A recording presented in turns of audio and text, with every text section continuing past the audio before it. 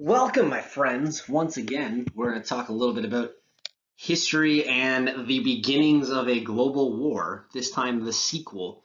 So this unit really focuses on um, expansion of the Axis powers during the 1930s, leading up to 1939 and 1941, respectively. Though 1941 with Pearl Harbor is going to be more so in the actual inside the World War II unit. So this unit and the way that paper one is divided is into two case studies. So case study one is on German and Italian expansion, and case study two is on Japanese expansion in the Pacific. So there's a note sheet that goes with this, but the purpose of this is just to contextualize the time period, and by that I mean understand some of the major concerns of different nations that are kind of boiling over from the First World War, leading in the 1920s into the 1930s. So there's the note sheet that goes with it for you to follow along. We're going to do the conclusion part in class as like our warm-up, I think, but we'll move on from there. You don't have to actually do the conclusion part. So follow along if you'd like to use those for that note sheet for notes. Otherwise, take your own notes, go back and look at this later, whatever works for you. So I just want to set the scene a little bit because there are two big things that are really affecting nearly every nation in the world, at least the modernized, kind of industrialized nations. So the first one is, and the first one leads into the second one, but the first one is the Great Depression. And the Great Depression is a big turning point in the interwar history for a couple of reasons. One is always looking at geopolitical stability, so looking at the economic and social stability of the world's major powers. The less stable nations are, the more likely they are to start to conflict with one another, both internally and externally. If there's internal instability within a nation, that's going to cause problems, as well as external issues between nations. It also created a barrier to international cooperation. So the League of Nations, as Jack Holland's favorite president, Woodrow Wilson, really wanted the League of Nations, and he got it, but then the U.S. didn't even join because the U.S. never ratified the Treaty of Versailles precisely because of the League of Nations. As you saw Henry Cabot Lodge in that source assessment was talking about. So that hindered the ability for international cooperation when all these nations were having such economic and social strife within their countries. The other thing that kind of is it's kind of separate, but it's still part of or wrapped up into the Great Depression of the 1920s were trade barriers. So most nations started to tax imports, or they started to put higher tariffs onto their imported goods from other countries, and that hindered trade and economic recovery. I'll give you a couple specific examples because it's always good to have some specific examples. If you can cite percentages, that's even better. I don't know if that's always feasible, but if you have a couple, that's always beneficial as well. So Germany really relied on a U.S. market for its goods. When the U.S. started to put tariffs up on foreign goods, especially like you might be familiar or heard of the Smoot-Hawley tariff, which was like one of the major tariffs that the U.S. did to try to combat the Great Depression, actually made things worse for the U.S. But in Germany, when that happened, it caused a 61% decline in German industrial production just from that one market itself. Germany, already reeling from the war in the 1920s, heads into the 1930s even worse off. British trade decreased 60% as well. They started to look more at how they could trade with their colonies within the British Empire as opposed to with other nations. And this kind of goes into our next thing. This is a good term to know. It's imperial preference right here. So imperial preference is this idea that nations or empires would only trade with members of their own empire. And this was mostly happening with Britain and France during this time. So they would kind of turn inward. Speaking of turning inward, nations that already had a lot of resources that didn't really need to trade a whole lot started to look inward as well. So you had the United States, plethora of resources, also can trade potentially within North America, but mostly trying to stay into domestic manufacturing, which is a continuity in U.S. history. They always have conflicts with foreign versus domestic goods. The Soviet Union, just because it was kind of an international pariah during this time for being Bolshevik or being one of the first big communist nation, one, didn't have a whole lot of people that wanted to trade with them, and two, they were really focused on their 5-year plan or developing and industrializing their economy. So they weren't really interested in trading that much either. So you have this breakdown international trade. Just want to throw a quick little Easter egg foreshadowing to the Cold War. That's going to be an issue after World War II related to this, because they're going to start thinking, or these nations are going to start thinking that trade can prevent wars. So having more trade, and this is one big reason.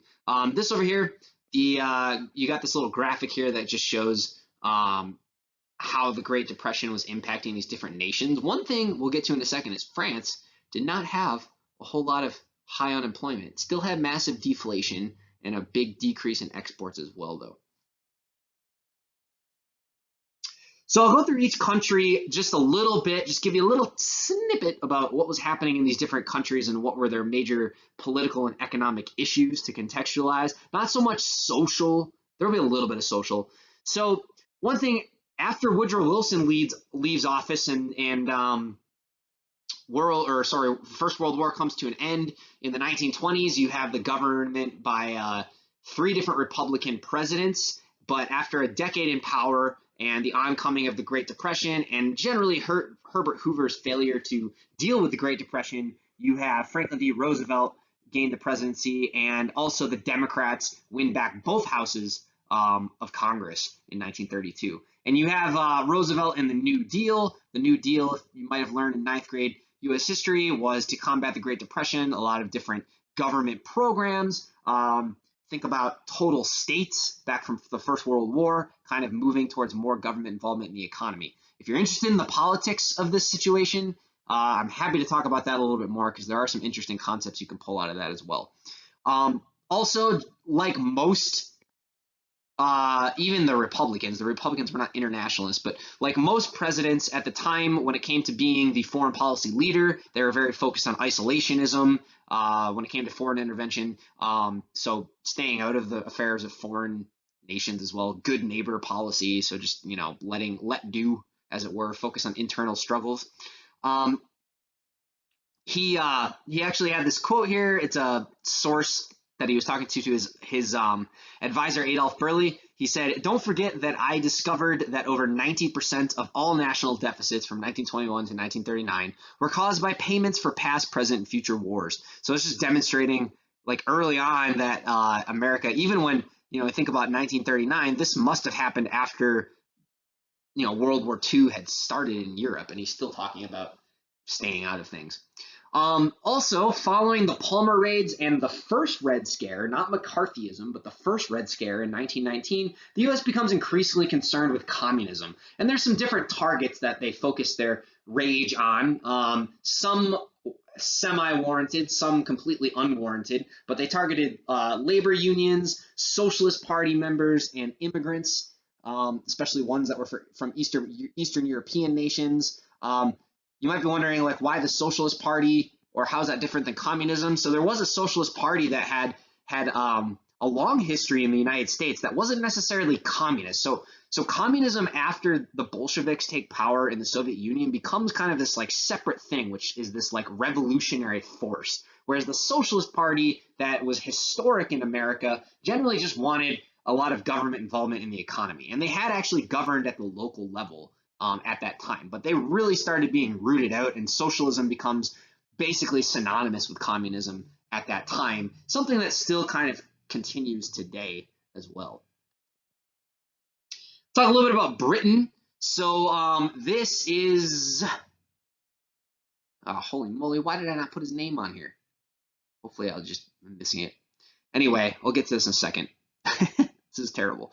All right, politics 1930 in Britain. So Parliament was headed by the Labour Party until 1931, and the Labour Party is like the party of like the working class.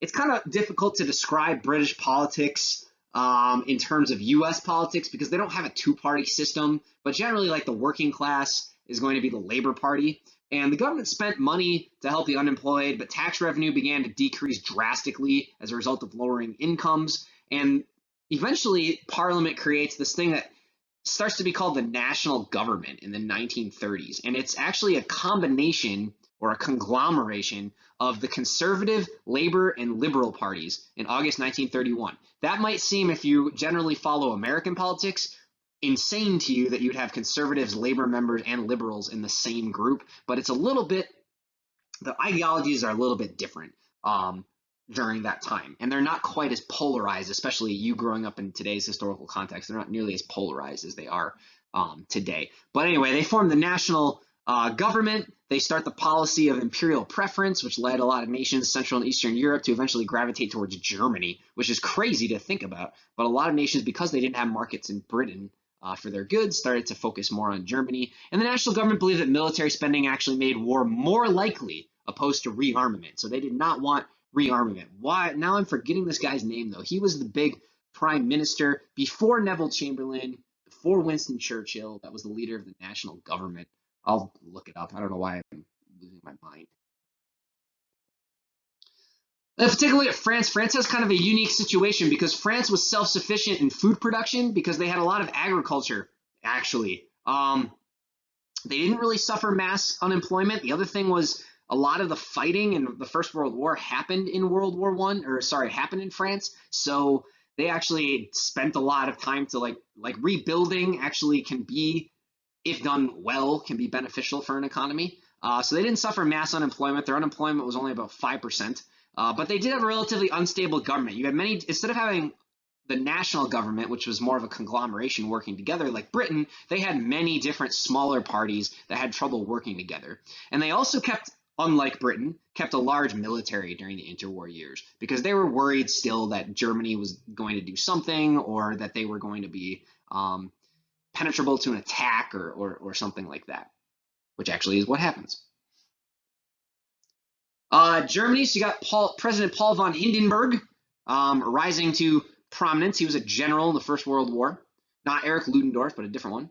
So Germany pretty much did the opposite of what you want to do during an economic downturn. So if you have an economic downturn, you usually want to try to devalue your currency if you're able to do this. This is a little bit of economics related to imports and exports. Don't freak out about it, but that's definitely something that you don't want to do is try to keep, if you have the ability to manipulate your currency, is to keep the value of your currency high because that's going to stop your ability to export goods. The other thing is it decreased government spending quite a bit, mostly because they just didn't have any money. And if they did, they were already suffering from some inflation issues during this time period as well. So unemployment reached 6 million people by 1932. In fact, often not noted as something nice that Britain and France did is they indefinitely suspended Germany's reparation payments in 1932, basically because everybody was pretty much going bankrupt at the time. But as a result of these economic issues that you had in Germany during the 1930s, you had the beginning of these new fringe parties that were forming. So one of them is a conglomeration of this group called TUL and THULE and the German Workers' Party. They kind of come together a little bit with their ideology and their beliefs, and they form something called the National Socialists, or the Nazis. And then also you had a variety of different communist parties and radical left-wing parties as well. So kind of a powder keg, a lot of gasoline lying around at this point in Germany. And then finally, we'd be remiss if we didn't talk about the Soviet Union. So beginning in the 1920s, after the Bolshevik Revolution, the Russian Civil War, the Bolsheviks take power, the communists. Vladimir Lenin eventually passes away and really doesn't want Joseph Stalin to take power, but Joseph Stalin, through a variety of manipulation, intimidation, and just outright killing people, is able to grasp the power of the Soviet Union and really turn it into a full-on authoritarian dictatorship centered on communism or Bolshevism. So beginning in the 1920s, the Soviet instituted what ends up becoming the first of many 5-year plans to industrialize. So they had basically a massive land grab, land redistribution, and then they focused on a centrally planned economy. And part of what would happen was, because of this reorganization, they would start taking land and food and the ability to grow crops from a lot of these, like, how do I best describe it? Kind of like upper middle class farmers, and that led to the starvation of millions of Soviet citizens, especially in the Ukraine, massive famine in the Ukraine as a result of this. However, maintains power. In 1932, Joseph Stalin said that, hey, this thing was so great, let's do another one. And they instituted a second 5-year plan.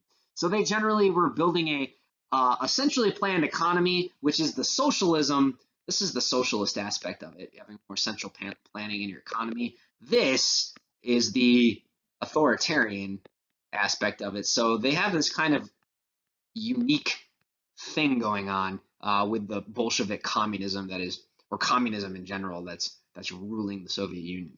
So there's an overview of the major countries and kind of things that are going on in the 1920s leading into the 1930s. Our first topic of conversation is going to be Italian expansion, the rise of Mussolini and the fascists, some of that ideology, and then how it leads to expansion, the international response. Then we'll tackle Germany, hoping to get to Japan by the end of the semester, but that might be a little ambitious. So we'll see what happens. But thank you for listening, and we will talk later.